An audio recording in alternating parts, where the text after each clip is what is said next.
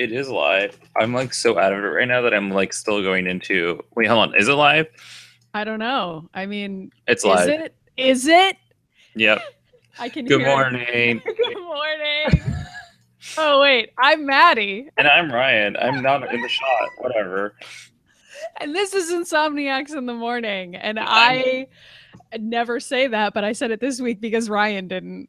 Oh my god. We were actually live for probably maybe a good 5-10 seconds of me just sitting there being like, Are we anyway. live? Yeah. Well, you know what? Welcome to our morning show where every week we don't know that we're live and we're still composing a tweet about. Oh my god. What? Did you just stop talking in the middle of your sentence? Yeah, because the exact same thing happened again where I had our show open in another window and I could hear both of us. And so I had to stop talking for a second because I can't talk over myself. You know what? I might edit all this out of the audio only version.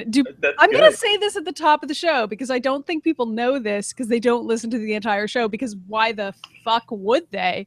But there is an audio only version of this show that is available on iTunes. So if you're a person who can't stand watching us shoot the shit for an hour, I edit that so that it's a little bit less bad. And oh my god. I don't know if you want to watch that, but maybe you should. Maybe you would enjoy that. I'm like 100% out of it at the moment, so I'm glad that you're talking about it. Okay. Do you want me to talk about some other stuff? No, I think that's good enough for the show today. Okay. Thanks for watching, guys. We fucking nailed it. All right. God. Oh, yeah. You get to yell in your house right now. That's great. I mean, I do that every week. So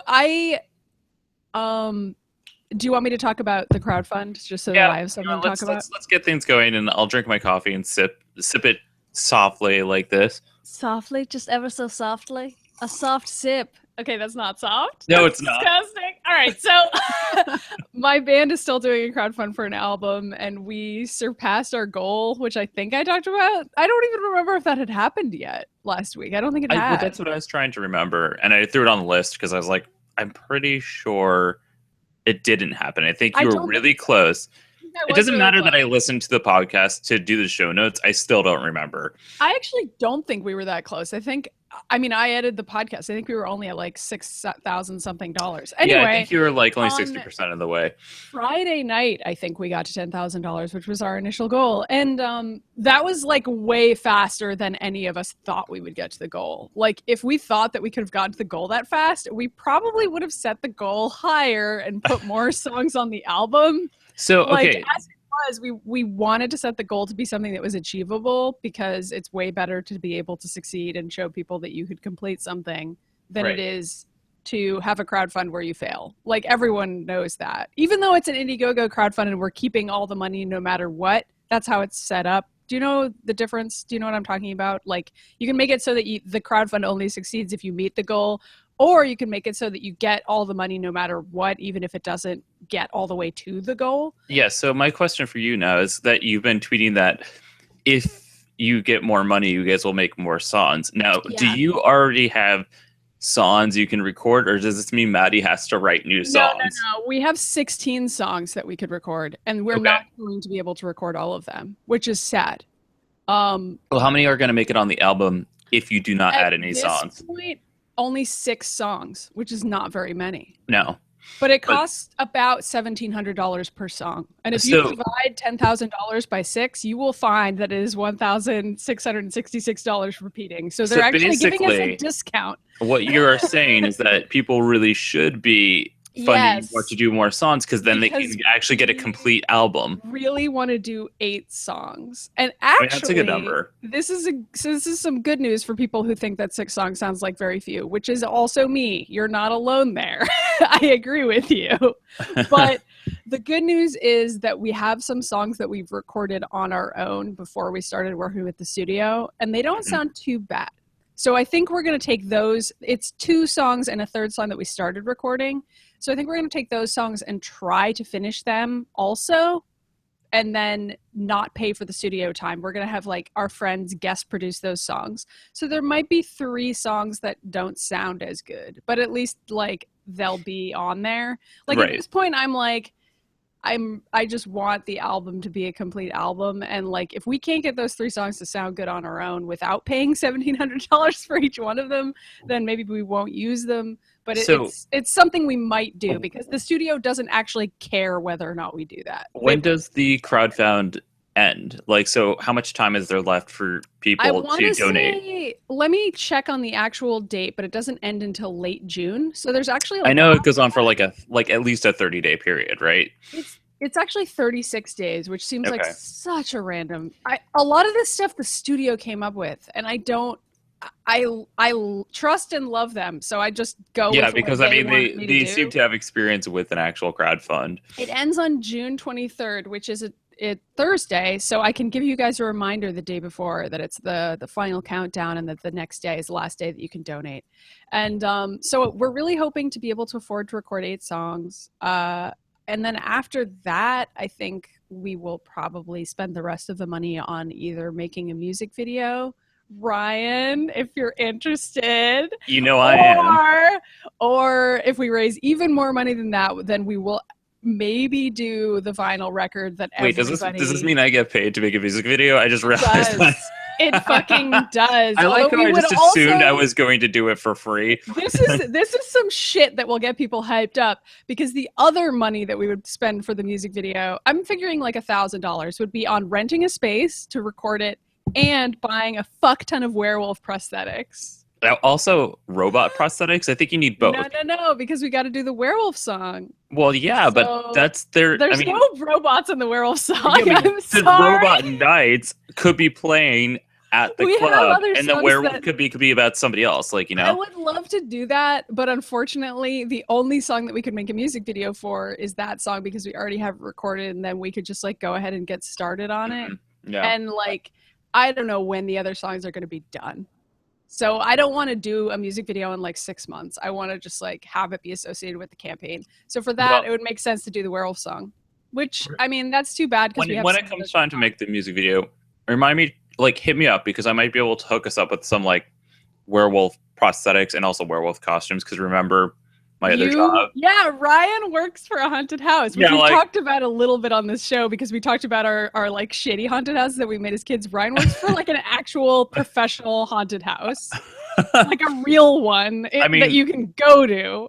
And yeah, I'm like one of the makeup directors there. So like, if you need prosthetics, like we actually have werewolf prosthetics. So they don't. All the way to October, then we can advertise your haunted house. You know, interestingly enough, we probably still have some floating around, because for whatever reason, the actors like they don't like a lot of them don't like the prosthetic pieces, because they sweat them off over the course of the night because they're screaming and acting. No, that makes perfect sense. And even though it's really cold in October, I feel like you're running around a lot as an actor, so you're just going to start sweating. Well, if you're doing it correctly, yeah. Because the times that I jump into the haunted houses and actually act, I like throw myself around and give the other actors a run for their money. So yeah, you're an experienced haunted houseian. I would think you would be amazing at that. But they're called haunters. Thank you. Of course they're fucking not called haunted houseians. That would be insane. I mean, that's something that I would call a character, or like an alien species in something I would write in my teens. So haunted housians. A Yoshian. Oh, okay. Well, Yoshians are real, but I don't know what I think they're just green fucking dinosaurs. We can talk about what species Yoshi is some other time. I'm surprised that isn't a topic on the show. I think he's technically supposed to be a velociraptor, but like super cute.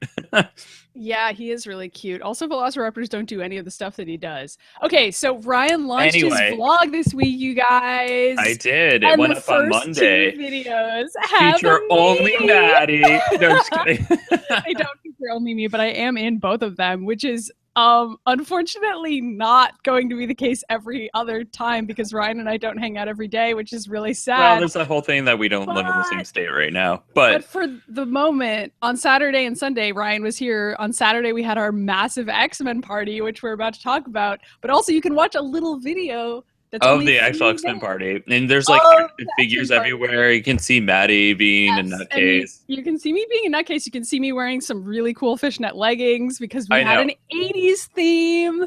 So you can see my 80s outfit, which I think looks pretty good. I think only you, me, and Carol were 80s. I like how I'm just like, well, I'm in it. I look really hot. I'm amazing. Yeah, I'm having so that was day one. That was day one. And then in day two, day, I'm also there.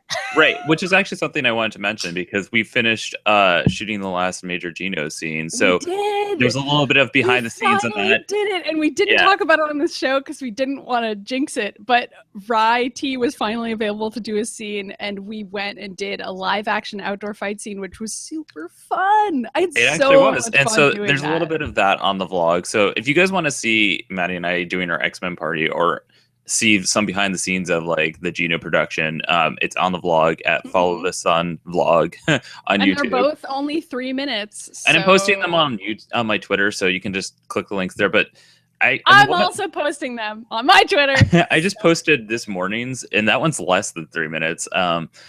But I mean, they're kind of stylized to be sort of like music videos with some narration in there, but like really like I try and keep it simple. I love it. It's very relaxing to watch them. It's really that's fun. the idea of positive vibes, feeling good, Ryan experiencing life.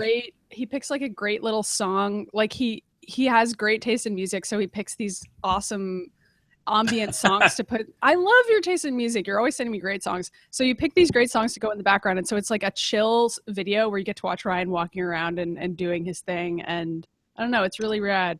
Yeah, so well, I enjoyed watching them a lot. The more challenging part about this right now is that the whole point of it is to do something new every day, and that already sounds impossible.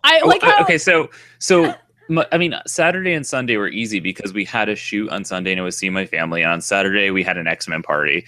Monday when I came back was a little bit more difficult, and I had like mapped out some things I wanted to do. But I mean, you remember how on Monday, like I did the hike. So that was the first part that I shot. And then like immediately during the hike, a bug flew into my eye and bit the inside of my eyeball. Mm-hmm. I do remember that because you sent me like 60 pictures. I know. And so my whole like really eye swelled over and I had to take Benadryl, and I ended up losing most of my day because when you take Benadryl, you like wind up sleeping. I thought you were going to say I ended up losing most of my eye. And I was like, well, you look fine, Ryan. We can talk about that later. Yeah. But so I mean, I still managed to go out, and Ben and I saw X-Men again, and I went out for the hike, and then I was like, okay, well, I have to do something else in addition to like this little hike. So I ended up checking out this little grinder pizza shop that I always pass going to the beach, and I was like, today's the day, we're gonna go and do it. So I did that as the thing that was sort of more interesting than usual. And then yesterday I was like, okay, so I don't have a lot of time, but I need to do something new, and I ended up taking Lyra down to the shore to check out like this trail that I've never been to, but I've seen it before. And I was like, we're just going to do it. We're going to check it out. So, I mean, it's forcing me to get out and do new things. And I fucking love that. And it really doesn't take too much time out of my day, which is actually really interesting when you think about it in the long run, because I'm like, okay, so this is going to take like 2 hours, but like, it really doesn't affect anything. I'm like, this is a really forward way of thinking. I like really love it. So, does it take like 30 minutes, like an hour? I mean, I guess it depends on what you're doing. I mean, like, I guess like, today I'm going to go to Ohio. I know. Well, that's not what's happening. But like, to keep things fresh and new every day, you have to keep on thinking of new places to go, new things to do. And I don't know. I mean, like sometimes it could be a time consuming thing, but like on a day that I'm obviously working, I'm like, okay, so it has to be something shorter. So I pick a new place to like take Lyra for a hike or for a run, So, and I mean, that's great, and it gets you out in the world, and I'm already having a really good time with it. And it's me, me. I've been making home videos since I was like 12. So I'm like right in my element right now. I mean, I don't know. I like doing this, and if people want to watch it, that's awesome. But I mean, I'm mostly doing it for positive thinking and keeping myself super zen, That's great. And if it's working for you, then that's what's important. But also other people should watch it because it's pretty fun. And I mean, it's me. And after I wake up, I tend to get a little bit more hyper. So over the course of this hilarious, show, we become hyperactive. I know, right? But the first 2 hours of me waking up are like the most miserable point of my day. So well, that's the point of this show. And this show is fun on its for us to wait, do. is it the 21st or 22nd episode? I don't even know. And I set this this thing up. I think it's the 22nd episode. It is the 22nd. Tweet at us to let us know what number show this is. I thought you were asking what day it was. That's how tired It's today, I am. Monday it is not or the 22nd. Tuesday. It is the 1st of June. So yeah. Um. Anyway, let's do workout tips, and then we and then we could talk about all this X-Men shit. So we've talked a little bit about cardio where you do that like leg lift to your knee, right? Where you like go sideways like this. Yeah. There's another really simple one that I totally forgot about until yesterday, and I was like, I'm gonna talk about that on the show. It's the same motion where you bring it down in front of you, like forward. So when you're staying up like this. So you're holding both of your hands. Yeah. Describe this to the viewers. So this is also a crunch, I think. So you've got your fist above your head. Right, it is. You're holding both hands above your head in a fist, and then you bring your elbows down towards your knee. Yeah, and it actually, I mean, you're knocking the wind out of you, so it actually is really, really cardio. It's because it's a crunch and it's cardio. Yeah, it's fun. Where I originally learned that from, and this is like a throwback to the 90s. I don't know. Like Billy Banks' Tybo. Nice. Okay. Do you remember Billy Banks? He was like huge in the 90s. I never got any Billy Banks videos, but I do have those. I don't know who hosts them. I'm gonna look it up. It's me. I am constantly preaching the wonder of workout videos on this show, and I do really like doing them, but I don't always have time. And so one way that I do cardio is like I have to do a lot of errands around town. Like a lot of stores are pretty close to me, so I'll just walk there. So like CVS, the grocery store, grabbing a coffee, mailing a check, like mailing my rent check every time. The post office is kind of far away. So like I'll just jog there. Like I'll just put on all my workout clothes and I'll jog around. Wait, is this your workout tip, or are you just telling me a story? I don't know. No, it's my tip. And I'm like telling people that you can do this because I don't have time to work out. And so I'm like, I'm just going to work out while I'm doing my chores. So I'll literally get a little backpack and put on workout clothes and spray myself with some sunscreen and then essentially go for a jog and just like put the stuff that I need in the little backpack. And then I come home and I've done all my chores and I've jogged everywhere. Do you know what I'm saying? Like it sounds really stupid, but that's exactly what I do because you know me, I sort of work out all day. Yeah, I know, but I don't always have time, or at least in my head, I think I don't have time to do a 30-minute cardio video. But you get more than 30 minutes of cardio if you do what I'm describing. Well, you know what? I also recommend is just like what you're saying is walk everywhere. Yeah, I do that anyway, but yeah. But it's also good to like switch between walking and jogging. Like it's good for your heart to that initial rise from when you're walking to when you're jogging, like that period of time where your heart rate is increasing. That's a part where it's sort of like lifting weights, like practicing your heart rate increasing and decreasing. Have you ever heard of this? It's called interval training. Have you ever done that? Yep. No, I know what you're talking about. So like you jog for a minute and then you stop jogging and you walk quickly for 2 minutes or whatever. And then you jog for a minute or if you can jog for 2 minutes and walk for 1 minute, that's cool. I used to like do that all the time because I don't know. I like read an article about how it works or something. I have no idea if it interval training is really good, but also just walking is one of the most healthiest things you can do for your body because it's what your body is built to do.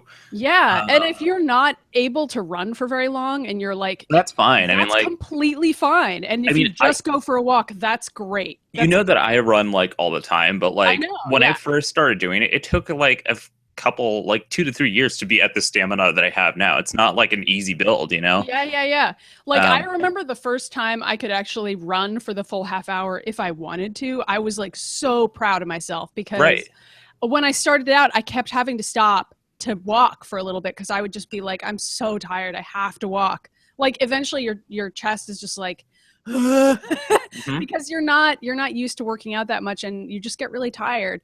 But eventually your heart rate, your heart gets stronger and stronger and it's harder for you to elevate your heart rate. Explodes. Pretty much. Blood goes everywhere. And then you die. No, ideally no. So that's why it's good to stop running if you feel tired.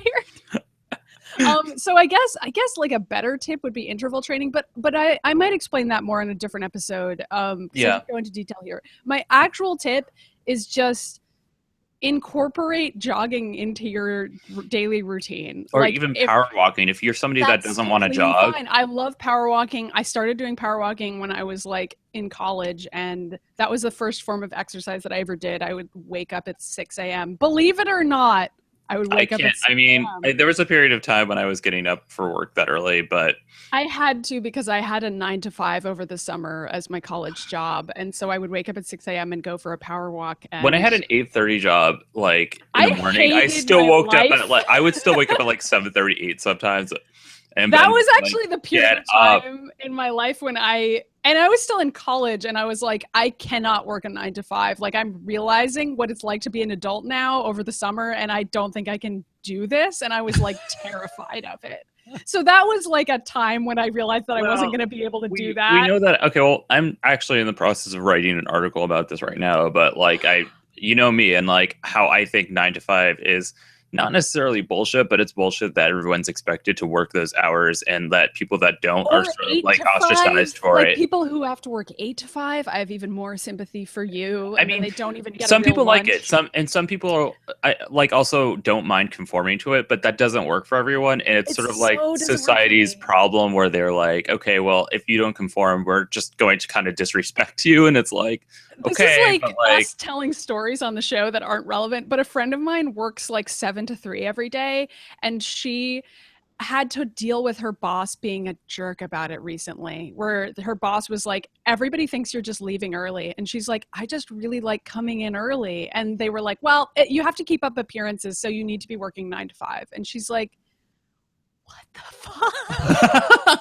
Let people work at the times when they're effective. Like, it doesn't, the appearances and that's exactly what it is. So like, terrible. At some point we've decided that, I don't know, this was at least decades ago, that like the standard is like 8 to 5, no matter what kind of job it is. And people that work night jobs get paid less, which is kind of fucked up. So it's super fucked up. And like, theoretically you could get a job at night, but there's no jobs you can get that whatever. Anyway, Ryan and I complain about this all the time, so let's continue with the show. All right. Woo! X-Men. So like what we were talking about with the vlog is that we had an X-Men party for X-Men Apocalypse.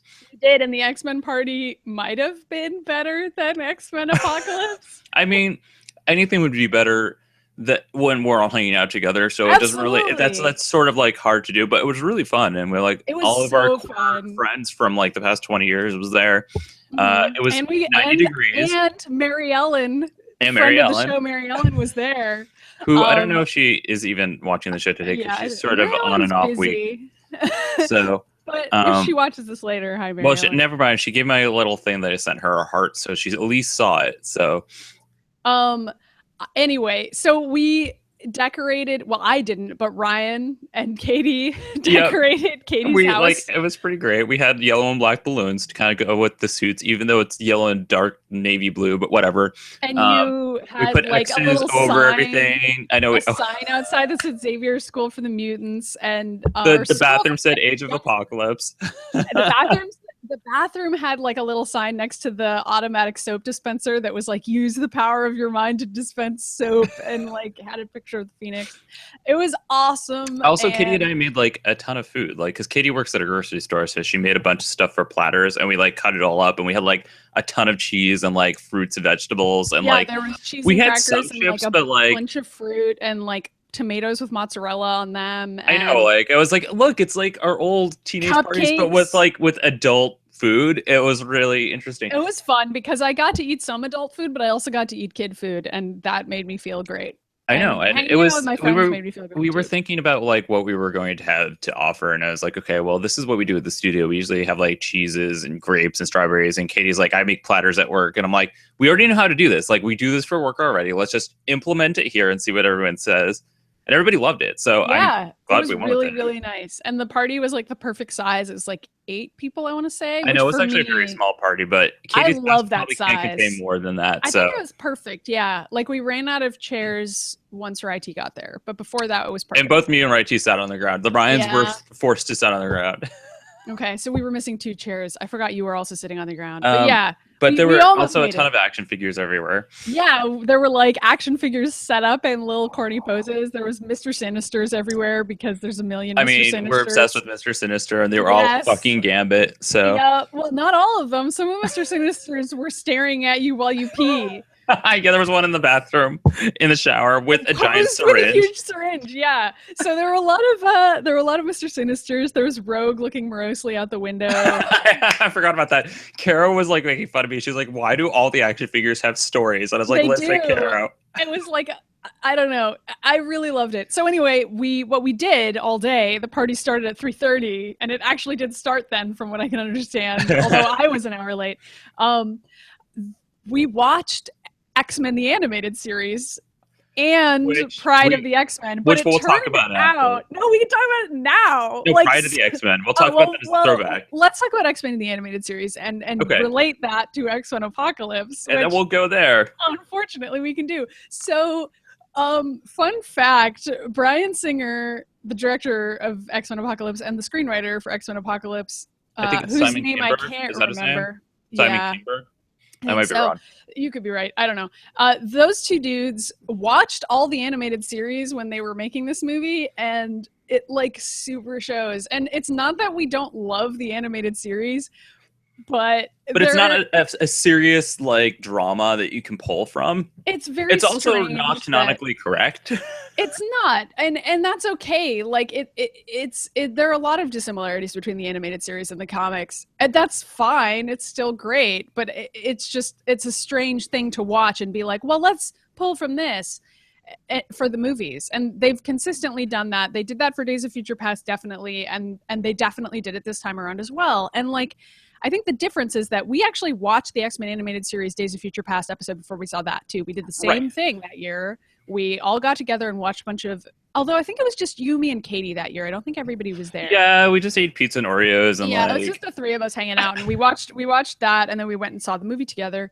And then this year, there were more people there, and we did not actually watch the X-Men Apocalypse cartoon. We had it on in the background, but we were talking. So I didn't actually get to watch it, which is probably for the best because Ryan rewatched it later. Like last night, when I was supposed to be sleeping to be on this show, I ended up watching X-Men the animated series, and I was watching the Apocalypse episodes, and it was like line for line dialogue, and I was like, did they seriously pull their lines from this? Because nothing in the show like actually sounds good. It's fun as a kids show, and it's fun to look back on nostalgically, but like the things that they say in the 90s cartoon are all ridiculous, which explains why the dialogue was sort of shitty in the movie. Yeah, and so the fact that X-Men Apocalypse apparently bears a lot of similarity to the animated version of Apocalypse is very odd, because this movie was trying to be a serious movie, and like Oscar Isaac's giving it his all, but it felt very strange. It's not that it felt corny, although I have seen people saying that they thought that the movie was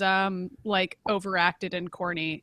That's what they thought of Apocalypse. I don't know that I would agree with that. I don't necessarily agree with that so much as like that's Apocalypse's character, who's not super interesting, and he sort of says like Oscar Isaac was about as understated as you could be for that character. I know, and Oscar Isaac is great, he was downplaying it to counteract against the fact that he's wearing something very ridiculous and that his powers and his backstory are very ridiculous. Like, he's the first mutant ever, and he like creates pyramids with his mind. I mean, that's like automatically really corny. So you kind of have to add a level of gravitas in order to make that even logic. I don't know that it is logical. So anyway, the point is that it was based off the 90s cartoon, and it was sort of like, okay, you can't really pull from this, and it was making me angry watching it last night. Yeah, but, I will say I really enjoyed watching X-Men Apocalypse when we were in the theater together. I had a really fun time, and even I've actually afterwards, seen it twice now. After the movie with you guys, I was like, that was really fun. I don't understand why reviewers didn't like it, and I like went home feeling really awesome about the movie. And then I spent a day, like the next day, I was thinking about the movie, and I was like, wait a minute. A lot of that did not make any sense. All right, so let's stay right now. This is the start of the review. It's not spoiler free, so spoiler Yeah, alert. we're gonna You haven't seen it, but I'm this assuming that movie. if you're listening to this, you don't really care. I'm assuming that too, because I don't even know that I would recommend going to this movie unless you're an X-Men completionist like we are, and you'll go see if you're an anything with X-Men X-Men fan, in I it. think you'll appreciate a lot of stuff about the I movie, think but you'll it doesn't like take it. the time to explain anything. It And that's sort of part of the problem. And I think one big problem with it that we identified even while we were there is that it felt like a lot of the characters were there for the sake of those characters being there, but then they weren't really utilized. There was no character that was actually utilized in this movie, and which is really too bad. And one of the things that like I was thinking about is that like all of these, this is like a situation that's happening more often than usual. But there's like a lot of actors that are really great in this movie that are stuck with shitty writing, and I don't understand like why nobody can write something. But like Oscar Isaacs is great. Alexandra Shipp as Storm was really fucking great. Really great. And she's I think way better than Halle Berry. Why she was great was because I wanted her to have more lines. I really wanted her to have more lines. But the lines that people had in this were not good. And she didn't have that many lines. So she was able to instead use facial expressions and body language to convey emotion during like battle scenes in a way that I found very effective personally. I think a lot of them did that because even Olivia Munn as Psylocke, I loved Olivia Munn Psylocke. I mean, no surprise there. I thought the teasers with her in them were great. I thought that the one scene where she got to talk was great. Okay, but see, that's all right. So let's talk about this. Every character in this movie like had a scene where like the actors really nailed it as like their first speaking scene, and then literally went into the background and just stood there for the entire movie. And it was was so frustrating. Why are there so many characters here, and why are they all just standing there in the background while like Xavier and Magneto don't make out? Like, you know. Yeah, so this movie wanted to reprise the Xavier versus Magneto fight that has, in my opinion, kind of been done to death already. Yeah. And I felt like it was kind of strange that this movie was sort of reprising those same conflicts again, especially since they had to like invent a new backstory for Magneto in order to tell that story again. Right. So they sort of condense a couple backstories for Magneto into one thing. Okay, so it's not even that they condensed just Magneto's story here. The thing is that, and this actually really bothered me, is that they, like for all four horsemen that they decided were going to be the horsemen in this movie, they took four totally different comic book plot lines. Yeah. Like, for example, Storm's entire plot line with Apocalypse is literally her background story with Shadow Queen in the comic books. And they just pulled a little from each of these characters' major story arcs and made them into the horsemen. And it just sort of like erased everything that was great about those characters. Like Archangel's entire transition from Angel to Archangel is totally stupid in this movie. Completely throws everything out the window. They completely throw everything about Psylocke out the window. They also take away the fact that Psylocke has telepathic powers or psychic powers because she does have them in this because Caliban references it. The reason why they don't use it is because they need an excuse for Xavier to be there later. So and Jean Grey. Yeah, so they basically sort of introduce it, but then almost instantly ignore it because they need to justify Apocalypse capturing Professor X. And honestly, it's too bad because like Olivia Munn as Psylocke, like when she looked so good and her expressions were great, her fighting stances were like totally 100%, and like the classic costume, which I didn't mind, but Ryan was annoyed about. Well, it wasn't even that I was annoyed about it. I liked it. I liked that she was wearing the costume, but like Apocalypse was literally giving them all armor, and then apparently Psylocke got to wear a leotard, and I was like, with high heels, and I was like, what? Yeah, that why was that his choice? Like, it was strange that he gave everybody else armor, but then Psylocke was like, I'm good with wearing a bathing suit on. Although, you know what's really funny is that I was saying this even at the time too, that Olivia Munn is not even conventionally like Hollywood thin, so she like, she looks really good in this. She looks really good, and she's not like thin, and I fucking loved that. So yeah, she doesn't look like a supermodel. She looks muscular and great. So I actually I didn't mind that she's wearing the classic costume. I thought that was cool. I mean, I thought it was cool that she was wearing that. Nostalgic. I don't like it when people take a costume and then make it tinier. We could have a whole episode about Harley Quinn, but we will not. All right.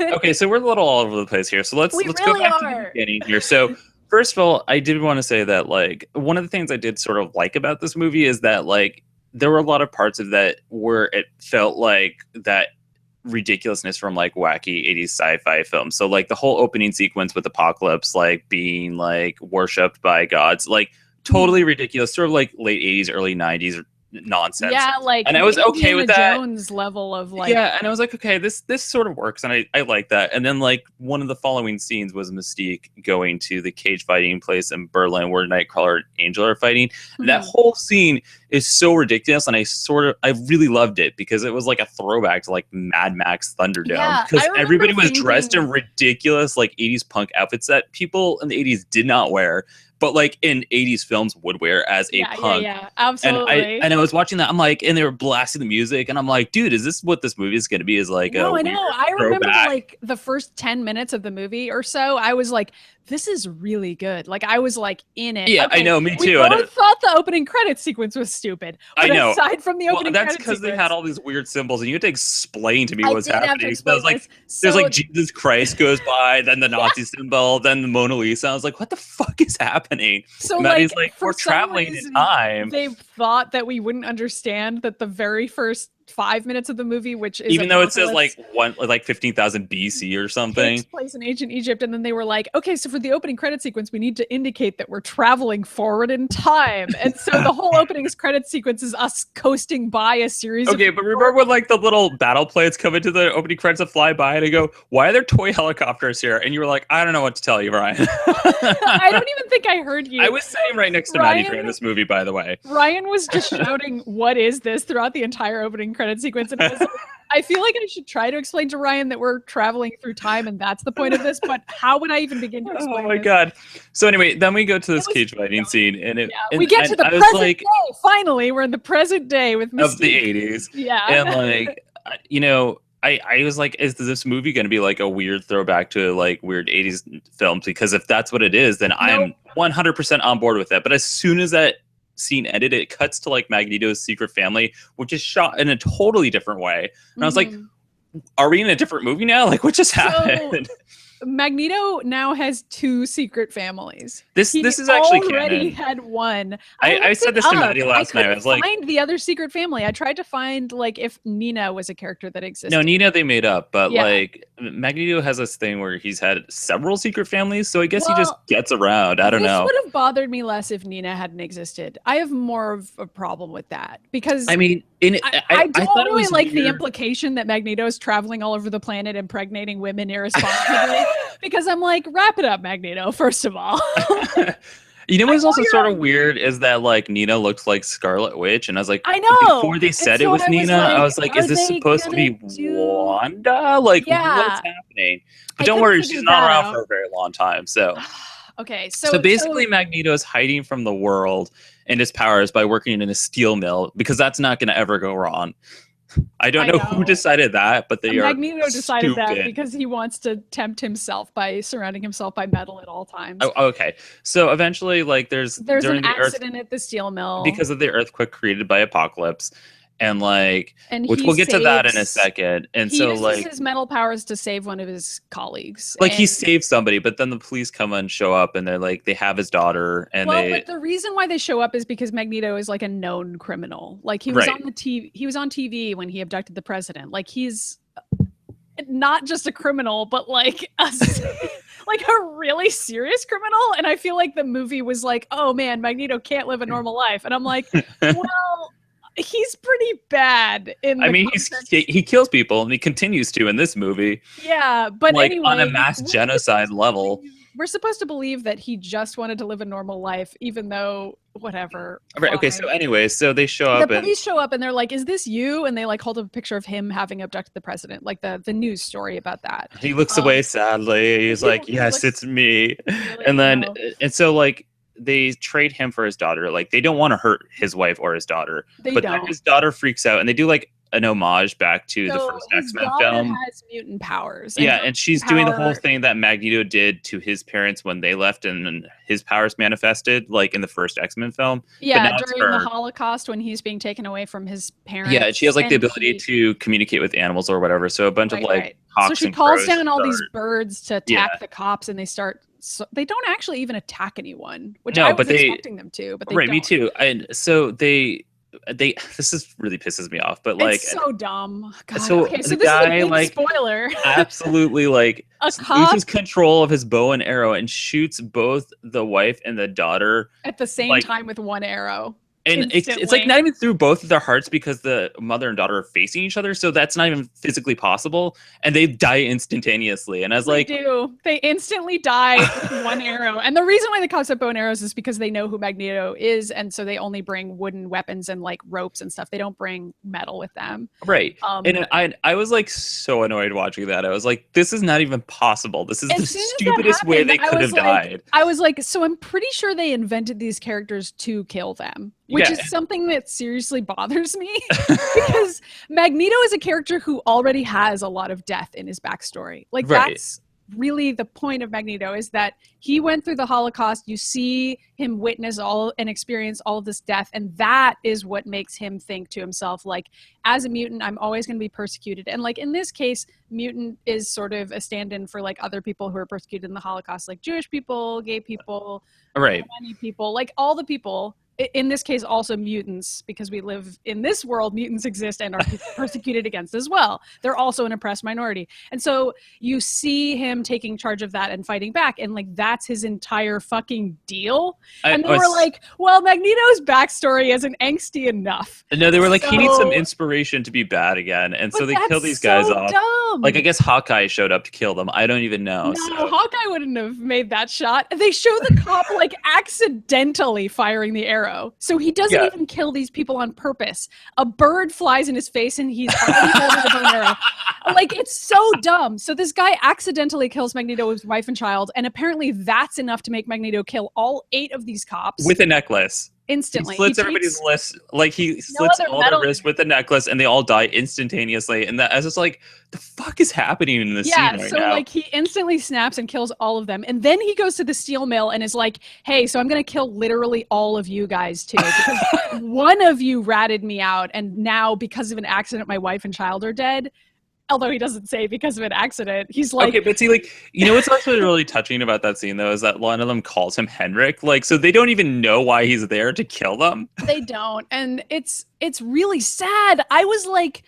This was the point where I was like, I'm having a lot of trouble sympathizing with Magneto here. Like, you know, okay, it's funny too, because the only thing that sold any of that for me was like when his wife and daughter died, Michael Fassbender did like such a good job. He was killing it. Traumatized. It's like, and not I felt his problem at all. Both times I saw it, I was like, I feel really like I am feeling emotional for him, but like not because of what happened, it's because his acting is killing it, you know? That's not the issue. All the actors in this movie are incredible. I'm just talking about the writing and the structure here. Yeah. Like, do you know what I mean? Like, I feel like they didn't need to do a Holocaust flashback again, per se. Like, there could have been other ways for them to do this. But it just feels very manipulative to sort of lie back and be like, let's just kill a couple of women. Like, maybe one of them is a child. That'll make the audience really sad, right? Like, it's just like a speedy, like... Yeah. It's ridiculous. And it's interesting too, because like Archangel and Psylocke and man, we have so much more to get to. Oh my god. I know. Well, with all 3 of the other horsemen, they don't even have like a fleshed out backstory as to why, you know, Apocalypse. They give Storm a little bit of backstory. I think a little bit, but like Storm just sort of like she joins Apocalypse, but like doesn't really explain why she does, because for the entire scene that she's talking to him, she's like, dude, you can't just kill people. And he's like, well, whatever, I'm gonna do it anyway. Like, she literally says that, so it makes no sense for her to even join him, but whatever. Well, and Psylocke, they don't explain at all. And Archangel, he like lost his wings, but not even the way that like that would happen in the comic books. Like, he like burned them a little, and he's like, I'm just gonna turn him into metal, and then you're just gonna die instantaneously. And I was like, yeah. Oh, spoilers. Archangel dies in this. Well, maybe. I mean, like, he's somebody in the comics who's like Jean Grey and dies and comes back to life a bunch. So yeah. I mean, it seems like he dies. I thought that was really weird. So I think what you're saying, although you didn't spell it out, is that they wasted a bunch of time on Magneto's backstory, who's a character we're already pretty familiar with, and they invented a new It did backstory not for give him. us anything But on they these new could characters. have spent that time on Storm's backstory and Psylocke's backstory, and I don't really care about Archangel, but that would have been fine if they wanted to add something to him. No, okay, so what's interesting is that here's a whole bunch of new characters there, but then there's like a whole bunch of other new characters. Like we have Cyclops who manifests his powers, and then Havoc comes back. He is not really a new character. I mean, this is kind of the problem, right? Like, well, this is the first time we've actually seen his backstory in the films. That's true. So nobody's ever explained that. Like, this is the first time we've seen any of their backstories. And like, you know, Scott meets Jean Grey, and the Jean Grey in this is very like roguelike a little bit, where she's like super like not friendly. Yeah, but I sort of liked it. I really liked Sophie Turner as Jean Grey. So I mean, she wasn't really given much to do, but she did a good job with what she had. So we have Cyclops, who is introduced in Jean Grey, and then there's also Nightcrawler, who's introduced in his actor is hilarious, by the way. And Jubilee, who like comes in and then they immediately forget about her, and I'll talk about that in a second.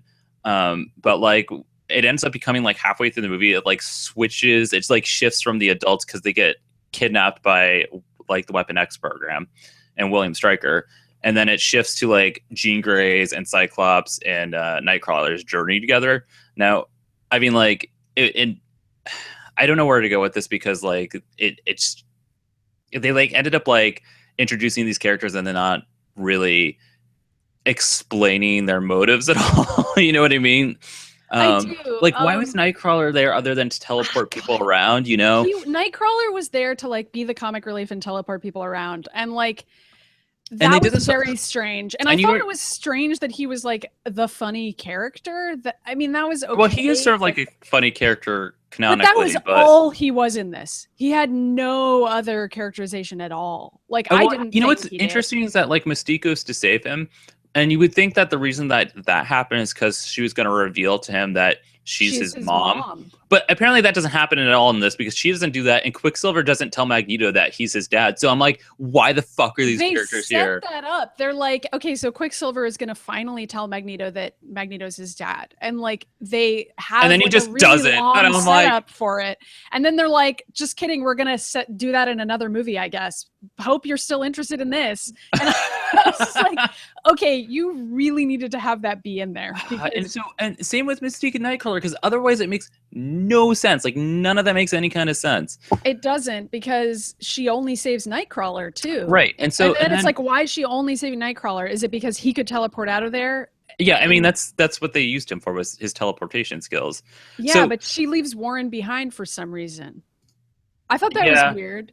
They don't really explain that, because if she's just saving a random guy that she doesn't know, then why wouldn't she be like, okay, so both of these mutants are cage fighting and I got to get them both out of here. That's how I feel too. And I'm like, I feel like they set it up, or maybe they were like, oh, it's subtle, or like, you'll have to know. And I'm like, nobody fucking knows unless you read the goddamn comics. Nobody knows. And also, Jennifer Lawrence is still manifesting herself as like the adorable Jennifer Lawrence that she is in real life, because she's allergic to the blue makeup. Which I get that she can't wear it, and they have to come up with a ton of excuses for her not to wear it, except that creates huge story problems. I mean, especially for Mystique, who is somebody that like original arc in the first time they introduced Jennifer Lawrence's iteration of Mystique, which is not anything like Mystique, but we can get to that in a second. Her whole arc is accepting her mutant power and accepting who she really is, and manifesting as blue Mystique and being like, this is who I am, fucking deal with it. And Mystique's like a hardcore character. She like walks it back and she's like, no, I'm embarrassed that I'm a mutant, and now I'm going to hide constantly as a person who looks completely conventionally attractive and human, and I'm purposefully looking this way in order to get by in life. And then like, that's the opposite of what her ethos is supposed to be. And so it's like they're undoing story beats. And I get that they had to do that because Jennifer Lawrence can't wear the makeup, but as a result, the story was like very confusing, because it was really hard for me to be like sympathizing with her. And also it kept taking me out of the movie, because I kept thinking to myself, right, they can't have her be blue because that's Jennifer Lawrence. And then I like couldn't see her as a fictional character, because I kept thinking, of Jennifer Lawrence, the actress, the entire movie. And it is also like weird because like Mystique, I mean, at this point we just have to assume that like the movie versus version of Mystique is nothing like the comic book. I mean, it's just like a character they made up at this point. It is. It's a completely different character with different motivations, different backstory. Everything is different about her. Yeah, the only thing, she doesn't even look like her comic book counterpart, you know. So like, yeah, I mean, she looks like the Rebecca Romijn version, which I think the Rebecca Romijn version was really great. No, I think so too, but like it's just she's more of a femme fatale. She's got like a playful, sarcastic femme fatale vibe about her that to me is more close to like how I picture Mystique being. Right, exactly. So but Jennifer Lawrence is not playing that type of role at all, and I don't know why. And I feel like after Jennifer Lawrence became so successful as an action star in the Hunger Games, they like rewrote the character as that's like how I feel too. I feel it's because there's too many people that are looking up to her, and they're like, and like I'm like, what is this? Well, the problem is because Jennifer Lawrence is somebody who like kids do look up to, so I think they're taking that into account. I think like, that's bullshit. They should let her play a villain. Like she's a good enough actress that she'd be able to play a complex villain character as opposed to this bland heroine who doesn't get to do anything in this movie. She doesn't have any valuable. The only scene where she does anything is the scene where she walks up to Magneto at the very end and is like, Magneto, come home. I care about you and I want you to stop killing people because I'm a woman who cares about you and I'm part of your family. And Magneto's just like, whatever. But then he has like some erotic like memories of Xavier and then starts crying. So I know, like that Mystique isn't even what brings him back because Magneto. Yeah, so it's like she really doesn't even have like a purpose to even being in this movie, which is kind of sad. But it's so, I don't know. Like, ugh. Okay, so let's move back a little bit because I already talked about how annoyed I am that they cut the entire mall montage and any of the developmental scenes of like the kids just hanging out and being normal mutants. But they also cut all of Jubilee. They just cut her out. No, they really did. And one of the things that they said is that they were like, oh, well, we didn't feel like them hanging out was like really part of like the X-Men theme. And I was like, did you forget like the whole point of the X-Men is them just trying to be like normal people? Like that's one of the most appealing parts about the X-Men is when they just like hang out and like do their own thing. So like also went right over their heads. Be like introducing everybody to these new characters, but the movie's barely about them at all. It's almost entirely about Magneto and Xavier again. And somebody had reviewed that too, and I was like, well, we'll see. But no, they were totally right. And Maddie also made the point that she was like, why didn't Jubilee go with them? I don't get this. I literally don't get this. Well, you know what? I thought about it, and I actually figured out what probably was supposed to happen in some revision of the script. Is that the three of them go off, and then because like literally, think about it. So like all the adults are taken away. Stryker kidnaps all of Mystique and Beast and Quicksilver, and like Xavier's already gone, and then Jean, Cyclops, and Moira McTaggart is fucking there. Okay, we'll get to that in a second. Hold on. Let me talk about this real quick. I think it would have made sense that if they had done a whole thing, they were like, Jubilee is clearly the one who like knows everyone at the school. So even though it just blew up, she's probably the one staying behind to take care of everyone. But they don't explode that at all. And I think that's that. I think that's probably what was supposed to happen, and then it didn't make it. I feel like they should have taken her because I agree, but that's because we like Jubilee, you know. Well, also like I don't know. Okay, so and then Moira McTaggart is in this movie who serves no purpose, and I've had two people argue with me, and I'm already mad about both those things. The first thing is Moira that she serves less than no purpose. She actively fucks things up. The beginning of the movie is Moira McTaggart like stumbling into a cave in the ground where she finds the Oscar Isaac worshipping cult of people who are trying to revive Oscar Isaac. I mean, I'm in that cult Apocalypse. Too. I mean, who isn't in that cult? So there's like 6 dudes in the ground, and they're like worshiping this pyramid that's underground. The little teeny tiny pyramid that Oscar Isaac is inside of, sleeping forever, like Sleeping Beauty. And so some sunlight. And so because she stumbles in there, it turns out that the power of the sun is what awakens him. But no one knows that, including Moira McTaggart. So when she stumbles in, she like leaves the door open essentially, and then all this sunlight goes in, and it actually wakes up Apocalypse, which brings about almost the end of the world because Moira McTaggart fucking accidentally let the sun in. Even that doesn't fly with me because immediately, logically, when I saw that scene, I was like, so you're telling me that there's been potentially a cult worshiping Apocalypse for we don't know how long, decades, centuries. He's been underground for like since BC, right? So yeah. So you're telling me that nobody accidentally like let some light in ever? Nope, no one ever did. This was the first time until Moira just like fell into the hole, and I was like, that doesn't make any fucking sense. And then Ben argued with me. Moira McTaggart is an agent of destruction, and she. Oh, okay. I don't know. Okay, so then Ben was also arguing with me. He's like, well, no, thematically the reason why Moira is there is because I'm not like full out opposed to her being there. I'm just opposed to the writing. That's no. Well, I agree with that, but he said thematically it makes sense for Moira to be there because it serves Charles Xavier a purpose to allow him to love. And I was like, okay, but he already like in my head, I'm like. He already loves Magneto. But there's like so much more of that than there is of him and Moira. And I'm like, yes and no. I felt like they spent a lot of time being like, Charles Xavier and Moira McTaggart are in love. Let's review that. Xavier is definitely super heterosexual. And I'm like, what's the problem of just, and there were so many times in this movie where I actually thought maybe like Magneto and Xavier were going to make out because like they got so close to each other, especially at the end there. And I was like, so is that going to happen now? And they did it. No, and they're like, no. And then, which also brought me to the point that I think it's really super weird that like in all of these X-Men films, and especially this one, but it's like the 9th one, there's been no gay or bisexual characters in any of the X-Men films, which makes no sense because that's sort of like a huge part of like where the X-Men inspiration comes from is like, well, now that Bobby Iceman is actually gay in the comics, like he's no longer in the movies at all. And the actor has already said, if I come back in the movies, you have to have me be gay. Yeah.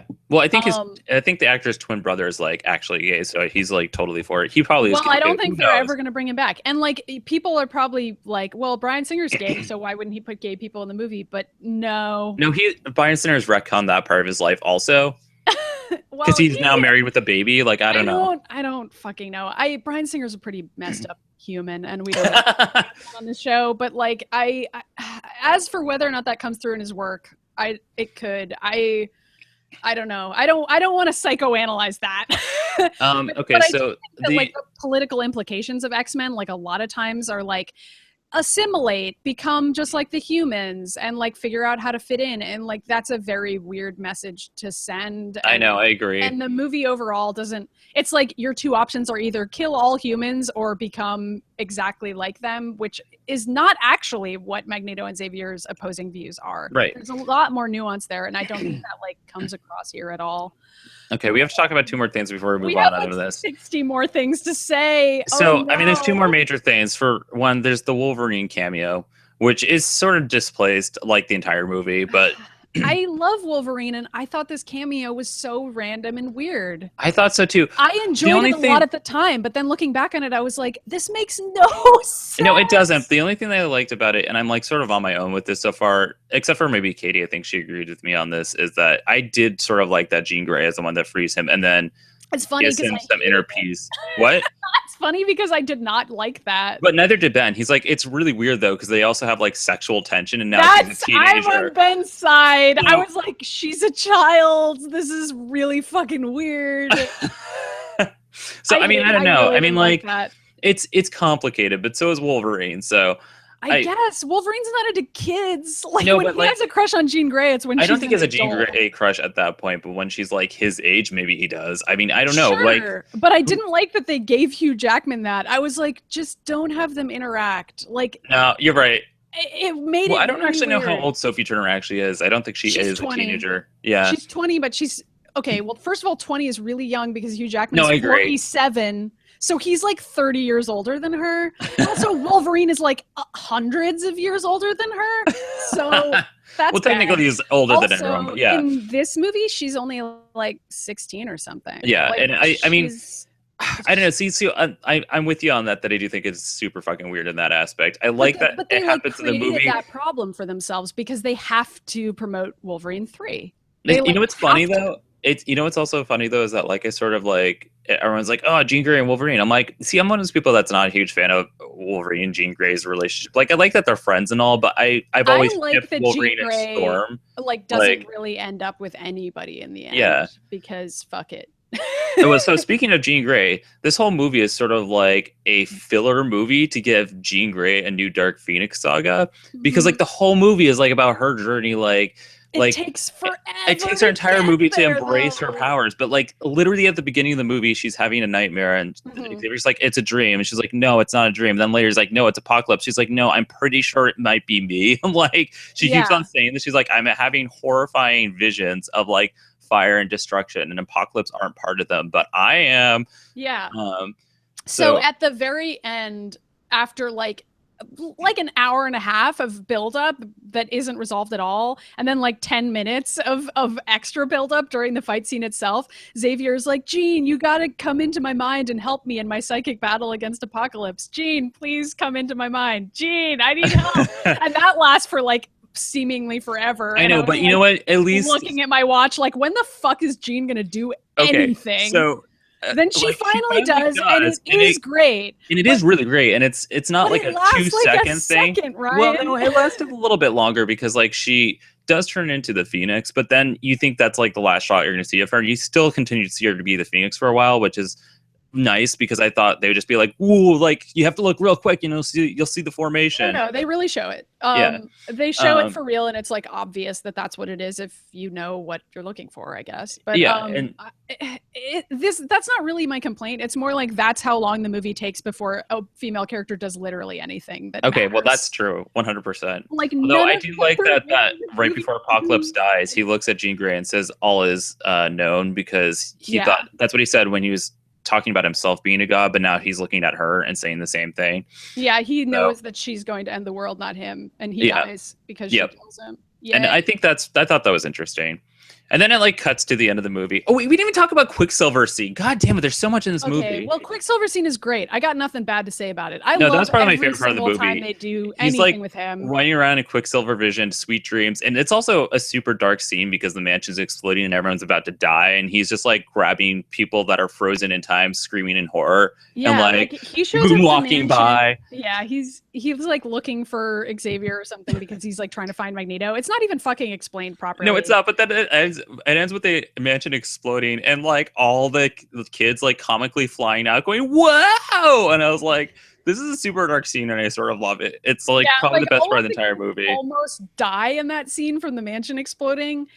Except that then Quicksilver saves all of them. Yeah. Like, okay. Oh my God. I just remember that during the actual movie, I was with you and I screamed at the top of my lungs when Jean Grey finally turned into the Phoenix. I screamed, fucking finally, fucking, what are you doing? And Maddie was like, Ryan, you got to be quiet. We're in the movie theater right now.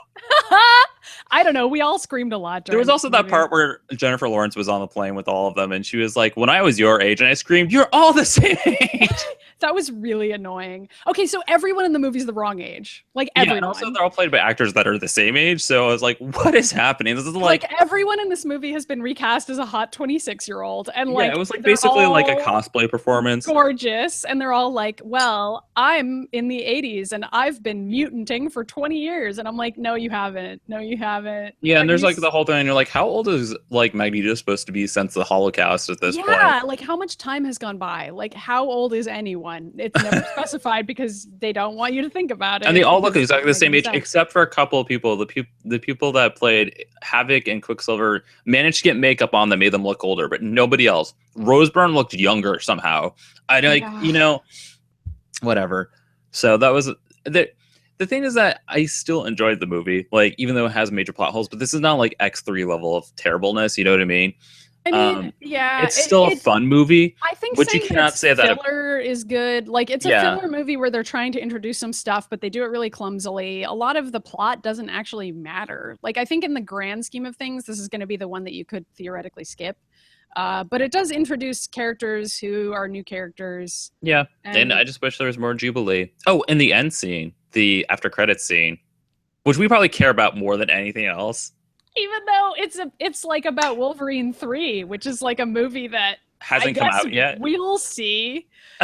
Do you want to say what it is? We've already spoiled the entire movie. Like somebody shows up and takes...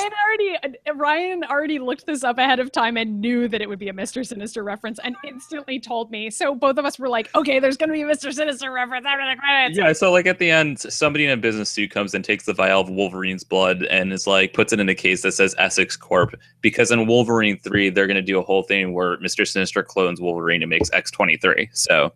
Which is But I now screamed. part of Oh yeah, the and I screamed comics. Sinister, didn't I? Yeah, you screamed Sinister, and then other people in the theater laughed. And then Mary Ellen was like, "How would we know that Essex Corp is a reference to Mr. Sinister? No one would know that except Mary Ellen Ryan." was so funny the entire day because She even like during was. Pride of everything from like us watching Pride of the X-Men cartoon to like us watching the movie, Mary Ellen kept on being like, "Okay, this makes no sense. Excuse me." Yeah, it was great. Okay, so now that we have literally no time to talk about anything, do we want to do reader mail? I don't know if we have time to talk about Pride of the X-Men. We can talk about Pride of the X-Men because we don't have reader mail. We just have the Red Skye stuff and the Mary Ellen stuff. And Taylor sent us a thing, but he asked us a question that we already answered about X-Men. So okay, yeah, because he was like, and he actually tweeted at us being like, "Never mind, you already answered everything." But he was asking if the latest movie functions well on its own, or does it require more context to enjoy? And we pretty much explained that. So I think it does, unfortunately, require more context to enjoy. I mean, I feel like that's a big reason why people didn't like it, especially people who don't really care about X-Men that much, because they're probably like, "Who the fuck are these people?" Like, I mean, that's how I would have felt if I didn't know. I guess quickly we can say Pride of the X-Men is a ridiculous. Was it an 80s It's cartoon? a movie. It's a movie. It's like a 20-minute movie that was made like maybe it was the 90s. I can't actually remember. It was either the 80s or 90s. Pride of the X-Men, Pride with a Y, because it's because of Shadowcat. Yeah. So Kitty Pryde is the main character, and she goes to the X Mansion for the first time. Okay, so no, I already skipped ahead. It's based on the X-Men arcade game. Yeah, and everybody is ridiculous in it. Everybody has ridiculous voice acting. Wolverine goes "Wow" every single time he talks. Wolverine Australian in that version? And also Nightcrawler is a creeper, which Mary Ellen kept on making fun of because like he kept appearing and being like Fräulein. Nightcrawler keeps hitting on Kitty Pryde even though she's like terrified of him, and you're supposed to sympathize with Nightcrawler because but he keeps on like trying to make out with her, so it's a little weird. He keeps grabbing her hands, and then she screams and runs away, and he'll like try to touch her and be like, "Ah!" And it's like, basically, why? The whole story is about them going to space to stop Magneto, and it's not really well explained, but it's like it's a famous like X-Men cartoon between X-Men fans, and there's not a lot to say other than like watch it because it's so totally ridiculous and it's really funny and like. Also, isn't it like overacting? It's the thing that meme video of "I'm the Juggernaut, bitch." It's what that's from, right? That was from the 90s cartoon. Oh, okay. I don't even. Is Juggernaut even in this? I don't think he is. I don't fucking know. We watched a lot of cartoons, but it has that great theme that goes X-Men, X-Men. We watched that version. We watched X-Men Evolution. We watched like pretty much everything. Spider-Man cartoon. We did do that. I forgot about that. All of it is running together in my mind. Like, I don't even think I could tell you what happens in Pride of the X-Men because clearly I remember the Juggernaut as being there because watched the Pride of the X-Men doesn't. We have it as a throwback, but there's not much to say other than go and watch it because it's really so ridiculous and really funny, and you can find it now because like when I was a teenager trying to find it, like there was no availability, but now everything's on YouTube, so you can just watch it there. Yeah. All right, I'm gonna read Mary Ellen's thing quick before we do recipes, and then we're gonna go.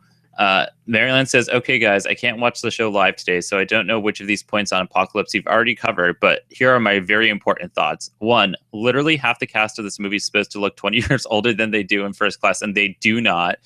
2, Olivia Munn in a sexy ninja costume at Auschwitz." That does happen. They go back to Auschwitz, and it's crazy. And she goes, and number 3, just Auschwitz in general. Why? And then 4, the 4 horsemen literally stand in place posing for hours. That's true. There's extended parts of the movie where the 4 horsemen are just standing. 5, Magneto commits mass genocide and kills probably millions of people, and everyone is weirdly okay with it. Why?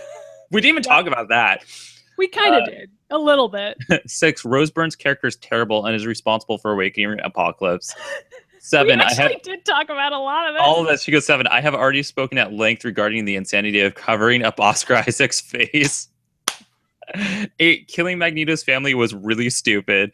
9, it's basically the same plot as every other X-Men movie. 10, Mr. Sinister. Love you guys. Bye. Oh my god, wait. And Wolverine staring into the eyes of the teen girl he will only one day lust after was like very creepy. Please stop. And it was really funny when he ran into the woods in his shorts. Okay, wait. That actually was really funny. I loved that. Wolverine. Hugh Jackman is an amazing actor. He's so amazing that it almost allows you to forget that he's a 47-year-old staring into the eyes of a 16-year-old or whatever the fuck.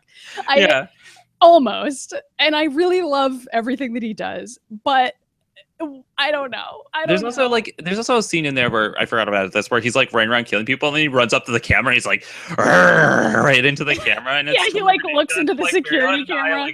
Died. It was so funny. It's so good. Just that one scene, I guess. Just there's also that part of the movie where it's who's playing Caro, and you're like, what are you talking about? Wait, are you talking about the trailers right now? Yeah, forget that. Let's move on. So anyway, we're going to go into our recipe corner with Skye. And she goes, so today I'm going with the classic white people food, tuna casserole. This is a favorite of mine. It's easy to make and hard to really screw up. I like how you're laughing because of what I just said, and I just moved on. It's true.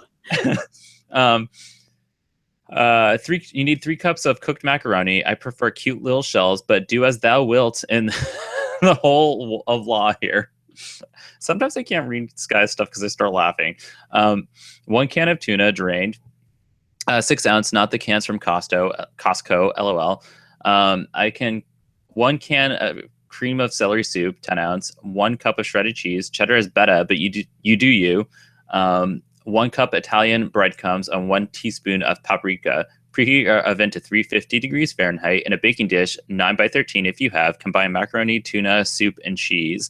Mix well, then top with breadcrumbs mixed in with paprika. Bake at 350 Fahrenheit for 30 minutes and enjoy.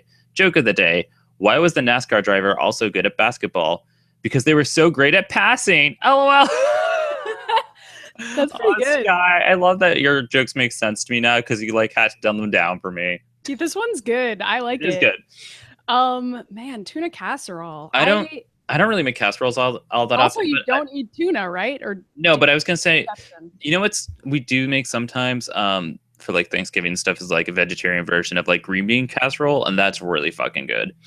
Yeah, I don't ever make casserole because I'm lazy as hell. I was gonna mention something else, but I remember green bean casserole was a thing as I ate, so I was like, yeah, we'll go with that. Green bean casserole is a classic. I don't know. The closest thing to a casserole that I ever make is lasagna, but that was one of the things I was thinking about when I was reading this. Not necessarily a casserole. It's but it's the same idea where you have to sort of layer everything and then bake it for a really long time. So it takes a really long time to make, but it also lasts a really long time. I really like vegetarian lasagna too. When Ben makes it, first of all, it takes him hours, but he does make it. But then we'll have lasagna for a week. So it's awesome. And the cool thing about lasagna is that you can make a vegetarian version that tastes really good and is still really filling. So it's like a nice meal for everybody, except that you can't make lasagna without cheese. So if you've got a vegan friend, you're kind of fucked. Well, you can use vegan cheese, but then it's not really cheese. I also it's such a cheese-based food that it's really hard. Well, as is most Italian food. I mean, that's the thing that I can't stop. I'm super Italian, so I can't give up cheese. I can give up meat, but definitely not cheese. So yeah. Do you make lasagna with ricotta cheese or cottage cheese? I always do ricotta. I've heard of making it with cottage cheese, and that sounds really weird to me. I think we've done both. I don't know. Ben usually makes it, not me. Well, I think ricotta cheese. Maddie, this is. I'm lucky I've been able to come up with 22 recipes over the course of this because I thought I couldn't cook at all, given all the horror stories I had told in a previous episode. So I only make 4 meals and I just keep rotating them. So I mean, that's sort of what I do too. And it annoys Ben. He's like, are you going to change it up someday? And I was like, maybe, or not. I mean, clearly Ben can step up to the plate and make lasagna, so I know. Good for him. I don't know. Well, it's summer now, and since it's New England, it's hot, humid summer, which means everything's sticky, which means we don't want to use the oven until the fall. So, but tuna salad is a perfectly fine thing to have. It is, and it's easy to make. So that's true. I mean, I guess I've made pasta salad before. Okay, we've listed literally 10 recipes. We're gonna move on. Thank you, Skye. Okay, bye. All right, so first of all, you can follow us on Twitter and Tumblr at SamusClone and Dr. Yoshi 2. You can subscribe to this channel, but you can also go to our home base channel where GENO will be going live, hopefully soon. At Atomic Blue Productions. Not that soon. We got a lot of stuff next time. I know we still have to do some more stuff. I think I still have to record Steph's lines, but Anyway, so you can go to Atomic Blue Productions on YouTube or atomicblueproductions.com, which is where this podcast is hosted, and also on iTunes. You can follow Atomic Blue Productions on Twitter and Tumblr and Instagram and Facebook. You can go support Maddy's Robot Nights Indiegogo, and you can follow the Sun Vlog on YouTube. Man, we have so many shout outs now. You know what? It's like not even all of them, which is like sort of the ridiculous part. Oh my god, people have already stopped watching by this point. They're like, I don't care. Well, we still have 9 viewers somehow. So if you're still here, you can email us. Congratulations. Email address? It's insomniacsinthemorning@gmail.com. Yeah, and if you send in your reader mail, we'll read it. Luckily, we didn't have too many today. Not that we didn't want to read it. It's just that we 45 minutes talking about X-Men. So it's a good thing we didn't put like anything else on the list except for this Britney Spears mobile app. Which we're not going to talk about, but me and Gita are playing it, and that's all I'm going to say. Great. So, I'm jealous. I'll check it out. We can talk about it next week. All right. I'm going to go because I think I have to go to work today. Okay. Bye. Bye. Thanks for watching.